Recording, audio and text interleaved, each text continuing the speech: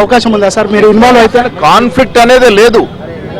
ఇప్పుడు అల్లు అర్జున్ అంశం అనేది ఒక నిండు ప్రాణం పోయింది కాబట్టి, ఒక పిల్లాడు ప్రాణాలతో కొట్టుమిట్టాడుతున్నాడు కాబట్టి చట్టము పోలీసు వారి చర్యలు వారు తీసుకుంటా ఉన్నారు. దీంట్లో అల్లు అర్జున్ మీద A11గా చేర్చినారు, A1 కాదైనా. చట్టరీత్యా వారు అరెస్ట్ అయినారు, రిలీజ్ అయినారు. దీంట్లో నుంచి రాజకీయంగా లబ్ధి పొందాలని అసలు చిత్రసీమ చరిత్ర తెలియనటువంటి వ్యక్తులు మాట్లాడుతూ ఉన్నారు. బాధ్యత గల పదవిలో ఉన్నటువంటి కిషన్ రెడ్డి గారు లా అండ్ ఆర్డర్ గురించి మాట్లాడుతూ ఉన్నారు. మీరు కేంద్రంలో హోంశాఖ సహాయ మంత్రికి చేసినారు. తెలంగాణ లా అండ్ ఆర్డర్ పరిస్థితి మీకు తెలియదా? బండి సంజయ్ గారు మాట్లాడుతూ ఉన్నారు, బీఆర్ఎస్ నాయకులు మాట్లాడుతూ ఉన్నారు. అసలు చిత్రసీమకి కాంగ్రెస్ పార్టీకి ఉన్న అనుబంధం వీళ్ళకి తెలుసా? చిత్రసీమ హైదరాబాద్ ఎందుకు వచ్చిందో వీళ్ళకి తెలుసా?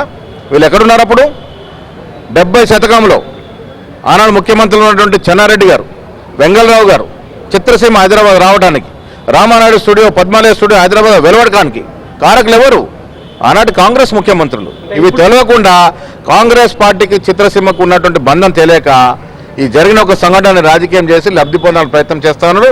తెలంగాణ ప్రజలు, చిత్రసీమ అభిమానులు, సినిమా అభిమానులందరికీ తెలుసు కాంగ్రెస్ పార్టీ గత 50 ఏళ్లుగా చిత్రసీమను ఏ రకంగా ప్రోత్సహిస్తూ వచ్చింది, ఏ రకంగా వెసులుబాటు కలగజేసింది అందరికీ తెలుసు.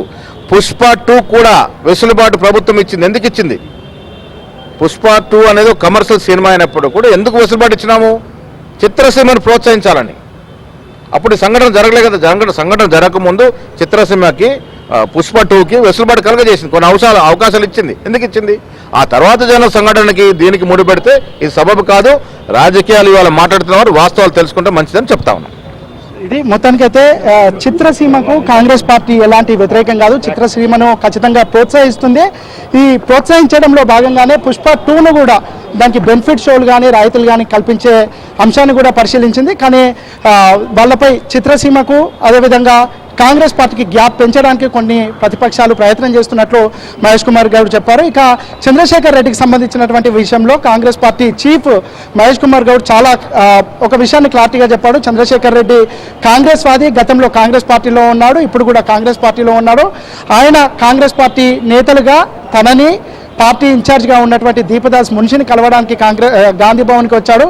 ఆ సమయంలో వీళ్ళిద్దరూ, ఇటు మున్షి కానీ పిసిసి చీఫ్ మహేష్ కుమార్ గౌడ్ కానీ ప్రెస్ కాన్ఫరెన్స్లో అడ్రస్ చేస్తున్నారు. ఆ సమయంలో ఆయన అందుబాటులో లేకపోవడం వల్ల కంచర్ల చంద్రశేఖర్ రెడ్డి వచ్చాడు, వెళ్ళాడు. ఒకవేళ మళ్ళీ ఆయన కాంటాక్ట్ చేసి కలిస్తే తనను ఖచ్చితంగా కలుస్తాము, మాట్లాడతాము. కానీ అక్కడ రేవతి చనిపోయినటువంటి విషయంలో కానీ, అల్లు అర్జున్ పోలీసుల మాట వినకుండా చేసినటువంటి విషయంలో కానీ చట్టం తన పని తాను చేసుకుంటూ పోతుంది. ఆయనపై ఎలాంటి పగ లేదు. ఒకవేళ పగ ఉంటే ఆయనను A1గా పెట్టేవాళ్ళు A11గా ఆయనను పెట్టారు. కానీ పోలీసుల మాట వినకుండా అంత రెప్చర్ కావడానికి కారణం కాబట్టే ఆయనను పోలీసులు చట్టపరంగా ఆయనకు సంబంధించినటువంటి ఎంక్వైరీ కంటిన్యూ చేస్తున్నారని పిసిసి చీఫ్ మహేష్ కుమార్ గారు